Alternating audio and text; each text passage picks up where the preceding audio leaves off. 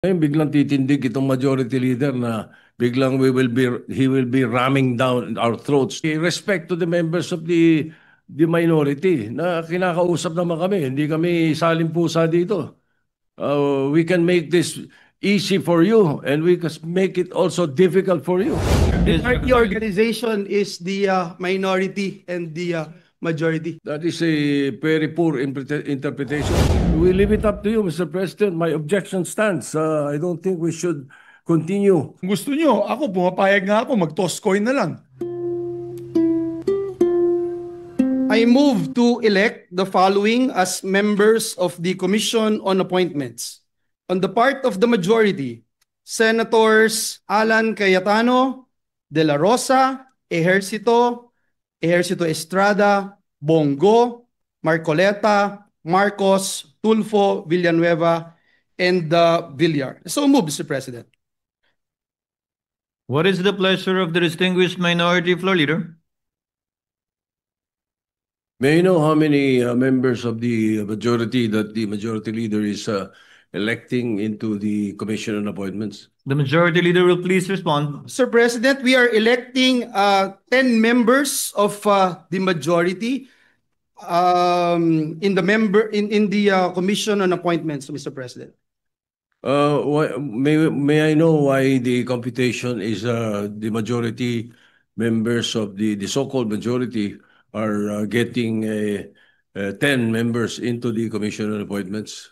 Yes, The Mr. majority President. leader may reply. Mr. President, the computation is based on an 80-20 representation from the majority and the minority. 80% of 12 members would be equal to 9.6 members, which may be rounded out to 10 members. 20% of 12 members would equal to 2.4 members, which is rounded out to 2. If you look at the composition, Mr. President, right now of the Senate, we have 19 members in the majority. Over 24 is 0.79, Mr. President. 5 members of the minority, over 24 is 0.20. And if you multiply, Mr. President, 0.79 times 12 is 9.6. 0.20 times 12 is 2.4 members, Mr. President. May I know the basis of the percentages being mentioned by the majority leader, Mr. President? Because the last word I know is that the Supreme Court has decided that if there is controversy in the composition of the Commission on Appointments, it is very clear that the Senate must follow the party lines and the party representation. So if this body elects to follow the Supreme Court decision on the articles of impeachment, why can't they follow the decision of the Supreme Court when it comes to the computation of membership in the Commission on Appointments? So therefore, there is no such thing as 9.6, 9.5, 9.5, 2.5, 2.4. It should be members of the NPC, 6. 3 of them should be in the CA. Members of the NP, Nationalista Party, is 2.5 or 5 of them.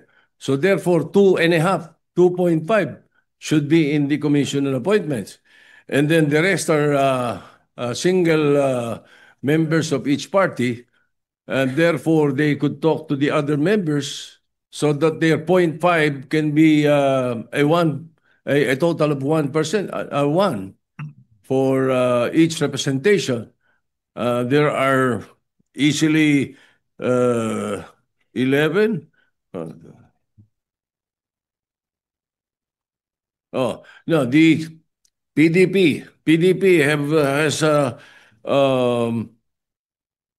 3 members. PDP Laban has 3 members: Senator Bongo and Senator De La Rosa and Senator Robin Padilla. So their representation in the CA should be 1.5. Right now, I'm already hearing Senator Bongo and Senator De La Rosa as members of the CA. What about the other members? What about their political parties?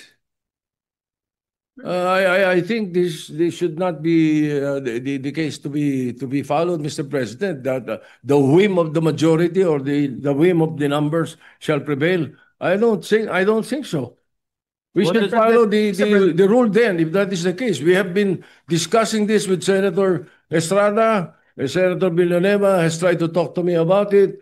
What we're saying is that we could come up with a formula that will also jibe with the Supreme Court decision.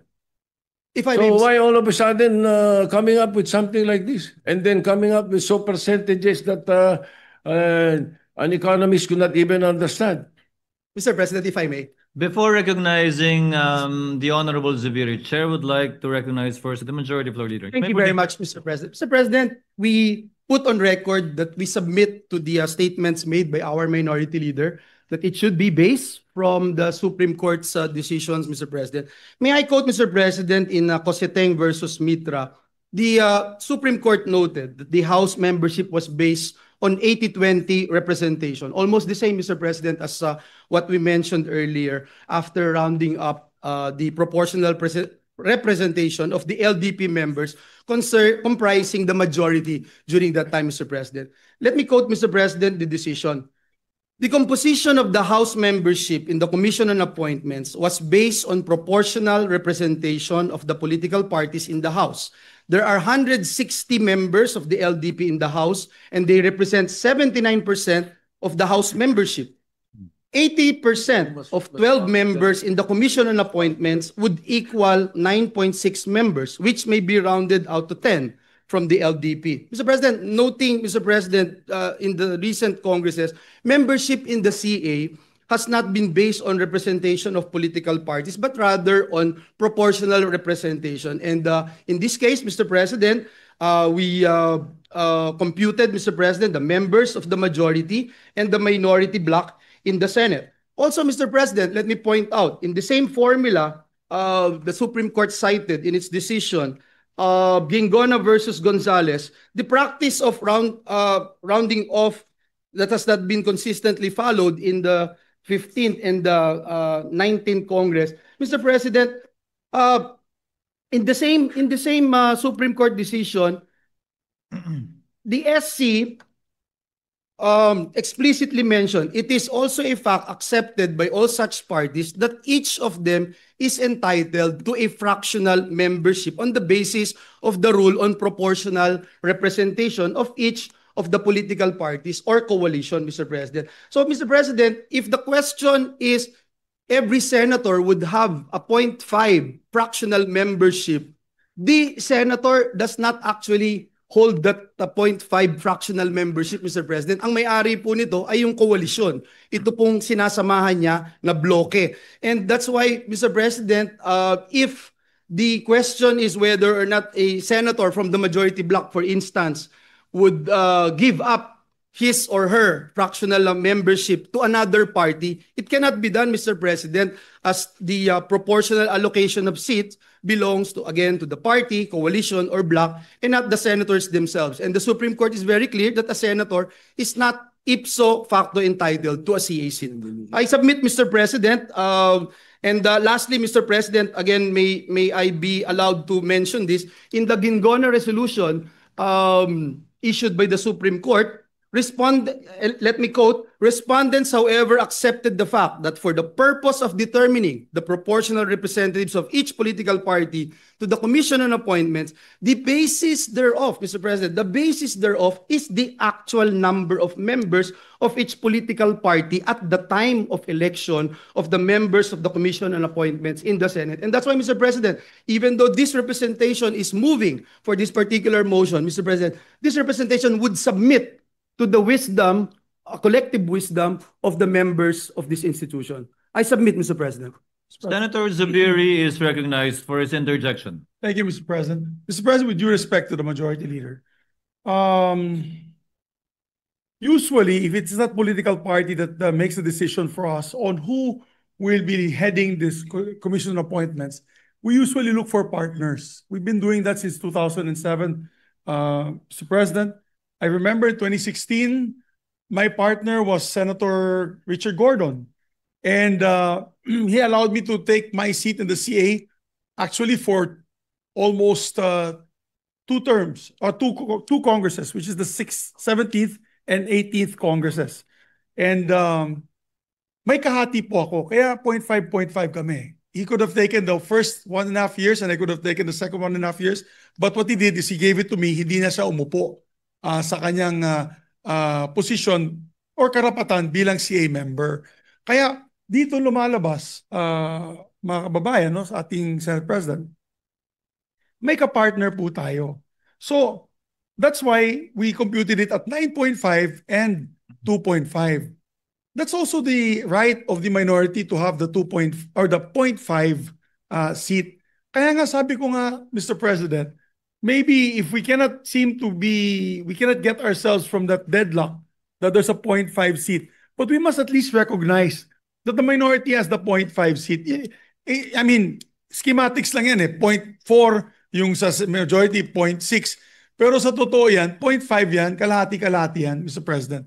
Because we share our seat with another member. That's how it is. That's the tradition. I know Senator Jinggoy is familiar with that. The Senate President is familiar with that. We just look for partners. In the time when I was Senate President, Your Honor, the Senate President, I gave my share actually to the Senate President, to Senator Chis Escudero, so that he'll have a full membership of the CA. Kasi kalahati ko siya. Wala akong kahati dahil ako yung presiding officer ng CA. So yung punto ko po dyan, Mr. President, kawawa naman yung 0.5 seat ng minority. 0.5 na lang tatanggalin nyo pa at ibibigay nyo pa sa iba. Papayag kami na may kahati po kami sa minority, sa majority. Yung minority sana, pabigyan na makaupo din. Whether it's the first half or the second half of the 20th Congress. But that would have been the more ideal situation, Mr. President. Na kung gusto nyo, ako pumapayag nga ako, mag-toss coin na lang. Para sa ganun, sinong uupo sa majority, sinong uupo sa minority sa first half and second half. But really, hindi natin matanggal na meron talagang kahati kami doon sa posisyon na yan. Dati, nung panahon ni Senator, when I was Senate President, walang problema yung minority dahil dalawa lang po sila, Mr. President. So obviously, it was either Senator Coco or Senator Risa. Pero ito 5 po kami. So kung 5 po kami, that entitles us to about 2.5 seats in the CA. So yan lang pong apela natin, that by tradition, we don't have any problem like this because naghahanap po tayo na kahati. Kung wala po tayong kahati, di toss coin na lang po yung kalahati. Sinong upo muna at sinong upo huli. Pero you cannot rob us from that 0.5 right of us to be able to sit in the Commission on Appointments. Mr. President. Noted. With the permission of the minority leader, I am sorry I took his time. The remarks of the gentleman is noted. Mr. President. The minority leader is recognized. Thank you, Mr. President. We were expecting at least some kind of cooperation or acknowledgement of the members of the minority before the majority leader all of a sudden stands up. The members of the majority have been talking to us eh.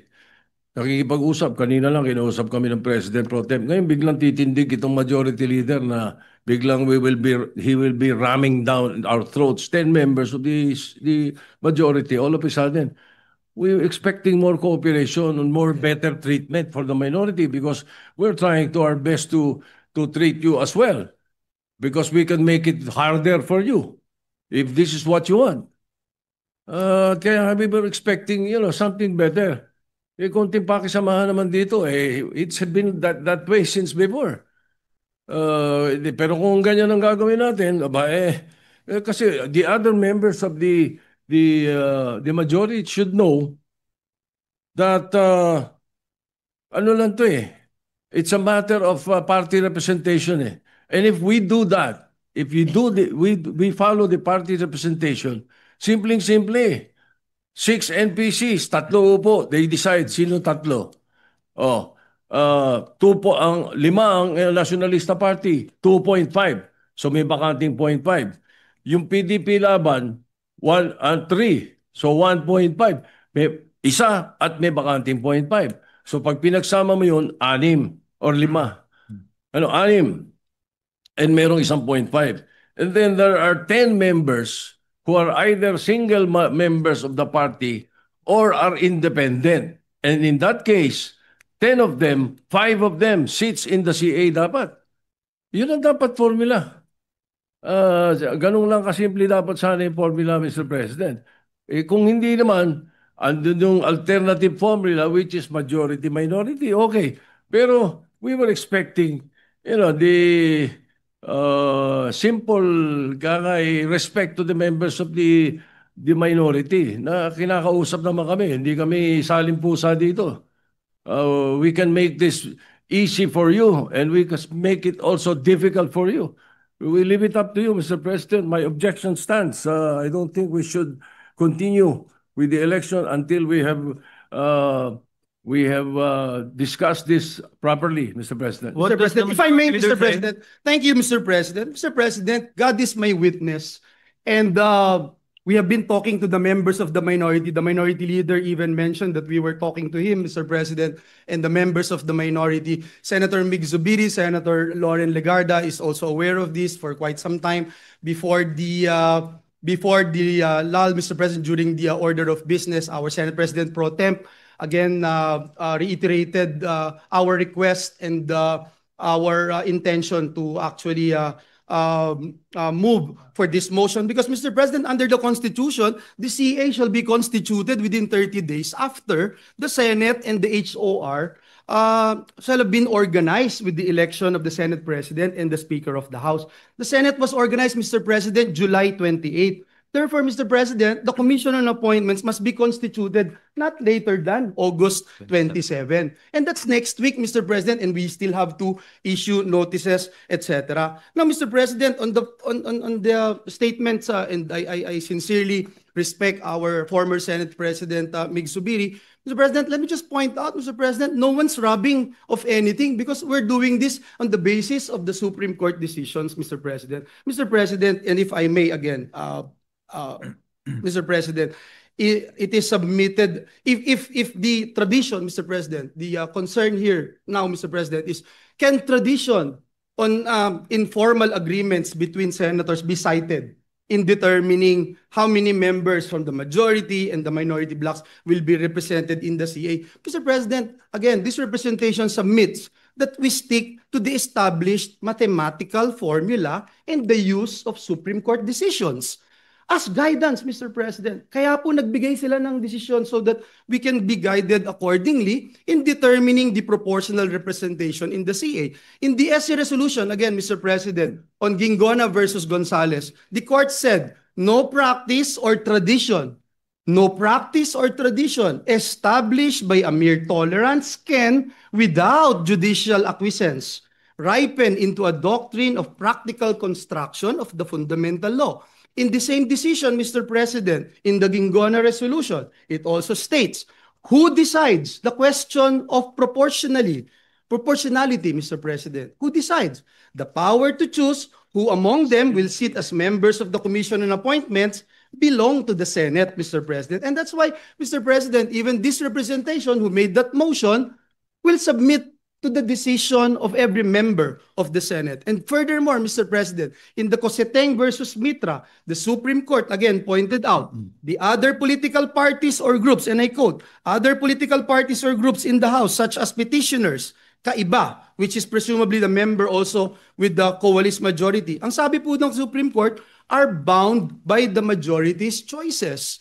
Mr. President, last but not the least, as much as we wanted to entertain the idea of coin tossing, Mr. President. My sister won in the mayoralty election in Bukawi by coin toss, Mr. President. But we have no precedence on this matter, Mr. President. And again, let me submit for the record that the Supreme Court provided us guidelines with all due respect to our colleagues, especially in the minority. Thank you, Mr. President. The minority leaders. Yes, Nice. thank you, Mr. President.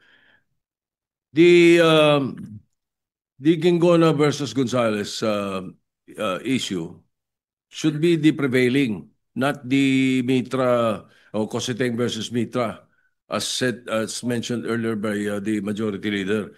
The interpretation of Constitution Article 6, Section 1, Section 18 is very clear. Basis of proportional representation from political parties and party organizations. Ang linaw nun eh. Walang sinasabi itong majority and minority.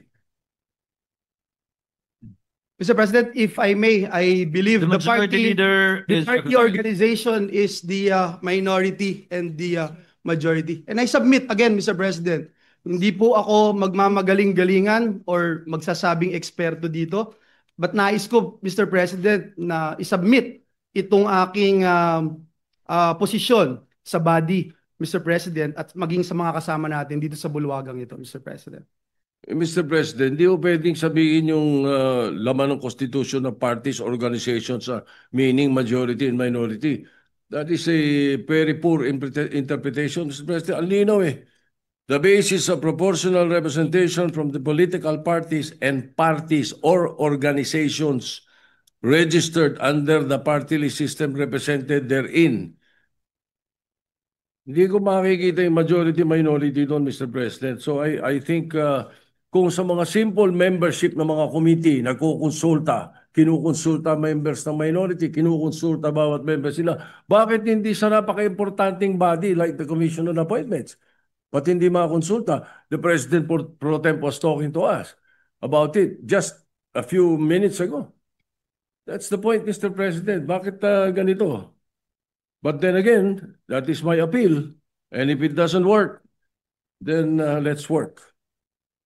Mr. President, I submit, Mr. President, I think we have been debating on this, Mr. President. Again, that is the position of this representation, and we submit it, Mr. President. Before acting on the motion of the majority leader duly objected to by the distinguished minority floor leader, Chair would like to state for the record that neither the majority nor the minority has a monopoly of interpreting what the Supreme Court said in regard to the Supreme Court decision on the composition of the Commission on Appointments. In fact, that is the reason why in no less than 8 occasions, cases were brought before the Supreme Court precisely on the composition of the Commission on Appointments, beginning as early as 1951, the latest being in 2009. And the Senate is a deliberative body. The Supreme Court said it is the Senate that decides on these matters. Chair takes exception to the statement that this is being rammed because we debated on it, and when there is a motion duly objected to, our rules state very clearly that we should divide the House by acting on that clear difference in opinion with respect to matters that the Senate needs to act upon, specifically that we should constitute and organize the Commission on Appointments within 30 days after the organization of both the House and the Senate. That date lapsing on August 27, 2025. What is the pleasure of Senator Cayetano? Sir President, aside from, with the permission of both the majority leader, minority leader, of course, as a former diplomat, I'd rather na mag-usap, and I think nag-uusap ng the last 2 weeks. Unfortunately, I think hindi umuusad yung point na mag-agree. But I was once in the position of the minority leader, and he was the majority leader. So I do understand the duty of Senator Soto not only to stand up here, but to make sure that in the CA, there is more representation for the minority. However, this is also unique because both the Senate President and the minority leader are from the NPC, which is not the first time because this happened during the time of the LDP, precisely because we're one of the 3 countries in the world, or 4, that presidential pero multi-party.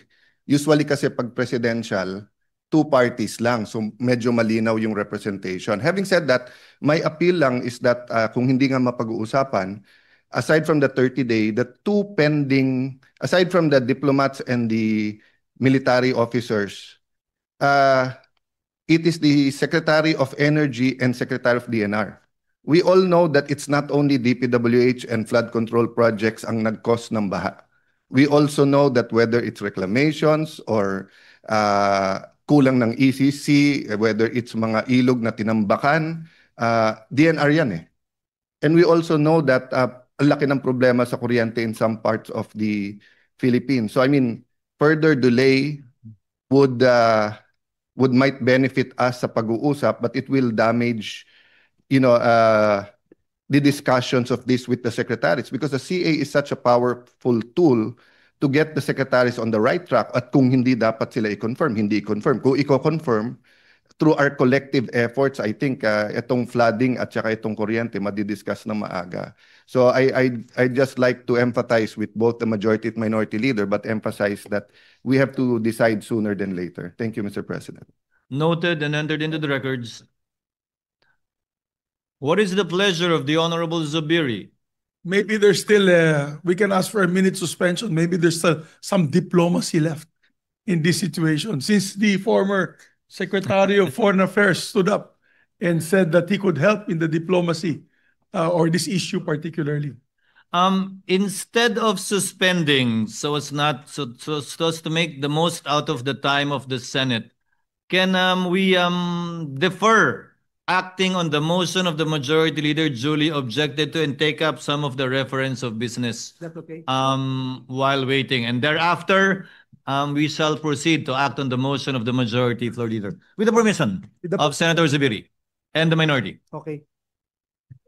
Chair hereby defers acting on the motion duly objected to by the minority leader to elect the 10 members of the Commission on Appointments. Majority leader? Mr. President, move that we proceed with the additional reference of business. Any objection? Hearing none, motion is approved. Secretary is directed to comply.